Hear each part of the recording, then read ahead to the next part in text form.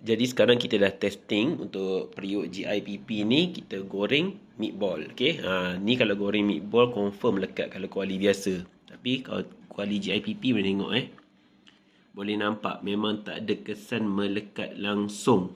Okay, nampak tak? Langsung tak ada kesan melekat. Even minyak tu pun nampak tak?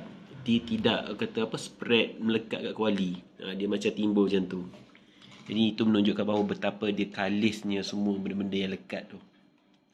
Dan yang ni adalah seramik. Jadi kalau siapa yang nak beli periuk GIPP tu boleh beli sekarang. Sebab sekarang ni dah ramai dah mula review, dah mula beli. Dan set dia pun best-best. Kalau boleh beli je set yang penuh terus. Okay, ni contoh dia kita masak meatball. Tidak melekat langsung.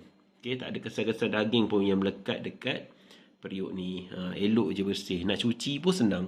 Walaupun dia warna putih, tapi bila cuci dia tetap warna putih juga. Tak ada pun kesan-kesan daripada meatball tu semua. So siapa yang nak beli periuk ni memang boleh beli. Memang siap ada penutup semua lengkap. Boleh tutup macam ni. Okay, yang ni pula yang saiz lagi satu. Ni kuah meatball.